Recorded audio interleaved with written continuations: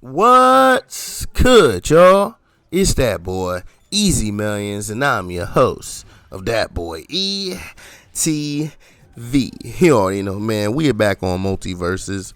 And, man, we had the recent update, so you know we out here again. And this was kind of weird because I was expecting this update to bring Marceline in, and it didn't. I believe she comes on the 17th, I believe. I'm going to have to double check myself there. But I do believe she comes very soon.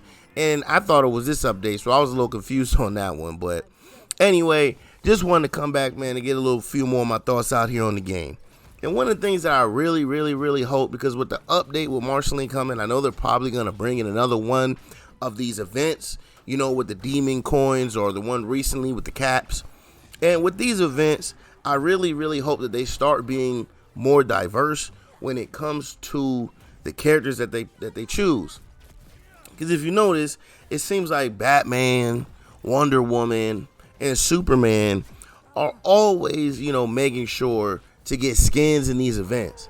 Now, I understand you want to go ahead and, make sure that probably the more popular characters always consistently get skins because of, popularity and everything.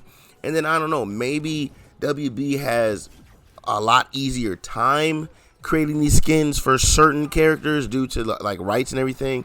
Now, I know they pretty much own rights to everything in here, but I don't know if there's anything behind the scenes with, like, making sure certain skins can be in there and cannot be in there.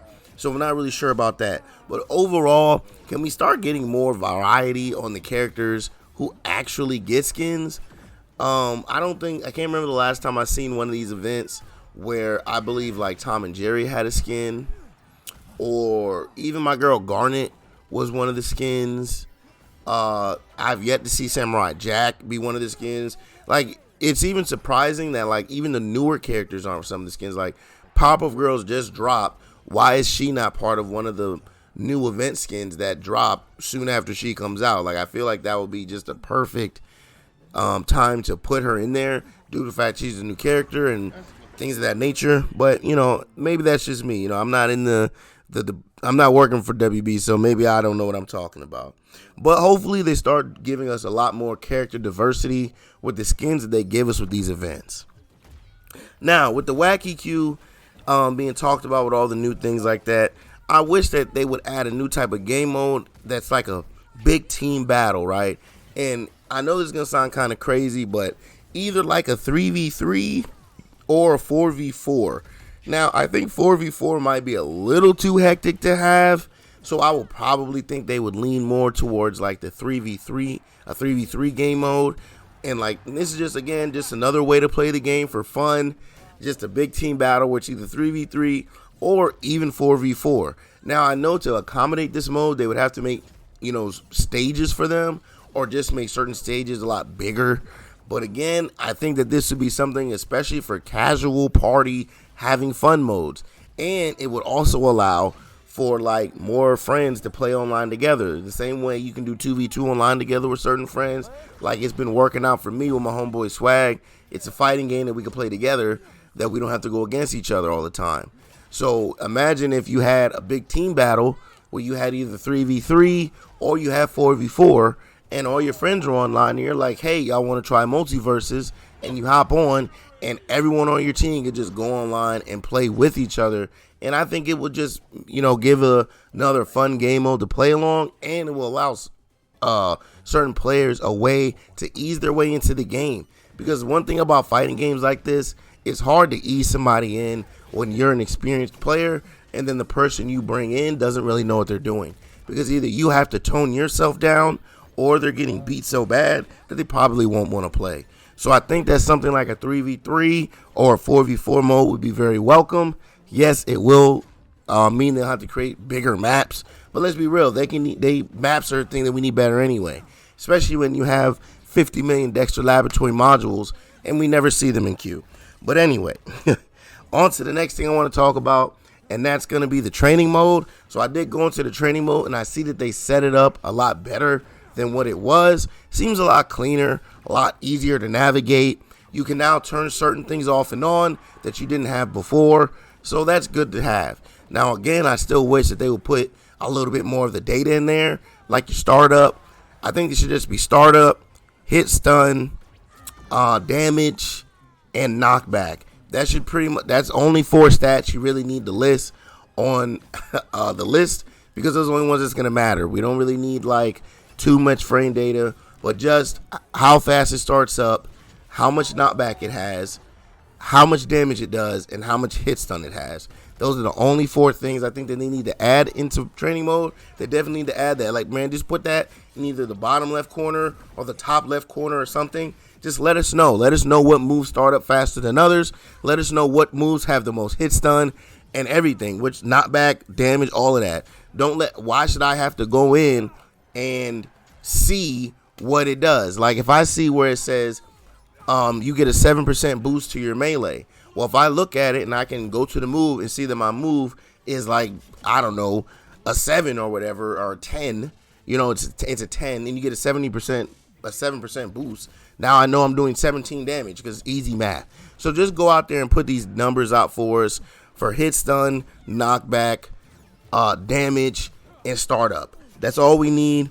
But overall, the improvements that were made to training mode, I think, were very, very good. And they are on track to make that a much better mode to enjoy, and also to help players just understand what's really, really going on.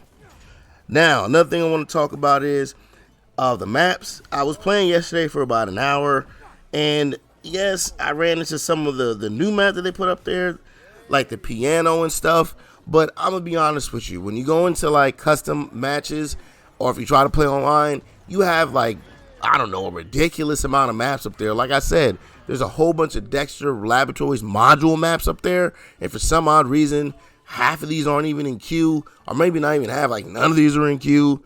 Only Dexter's Laboratory map we see is the one that does not move at all. But there are multiple ones where they move, and it's more Dexter Laboratory feeling. So I'm not really sure why these maps are not in the game. Please, just, if you're going to have the map available to us in custom, I don't see why in regular public matches, all the maps should be on rotation. Every last one of them. Because that will also help the game feel a lot more fresh. Or you need to put them on a serious rotation like every week or every couple days or something. But it's just getting boring seeing the couple few maps that we've always had. Now, the last thing I want to kind of talk about is the Garnet. They nerfed her in the patch that just happened, but when I played with her, I didn't really notice these nerfs to her neutral air, and I believe her forward side attack 1, I believe it was 2. But the one thing I want to talk about with her is her low attack on the ground. And this is where she charges up and she hits her gauntlets to the ground, which then sends out electrical shocks that then pull enemies in towards her. It is an armored move, but the thing I want to talk about is the fact that this move gets profiled by everything, and it's a grounded move in an area, in what is, I feel, is a primarily aerial fighter. So basically what I mean by this, when you play this game, it's not very often that characters are just walking on the ground. For the most part, they're up in the air, jumping around, doing air attacks, side attacks, things of that nature. This attack only affects players that are on the ground. Now, the other bad thing, if you're someone like Nubia, if you're standing on the ground and you do her side special where she sticks her spear into the ground and then launches herself forward, and I do this move, she will actually high profile the attack. Even though it's a grounded attack, she will high profile it due to the move. Now, my thing is, if it's a grounded attack, this move should catch you. No matter what the animation looks like, if it's a grounded attack, which means you did not do the attack out of the air, you're not in the air when you do the move. You did it off the ground. If you did a grounded attack, you should not be high profiling this move. This game is already primarily aerial based fighter, so I think that allowing people to have ground attacks that just jump over the shit is just kind of stupid. I think that they should just put it on there, but hey, maybe that's me. Maybe that's too much that I'm asking for.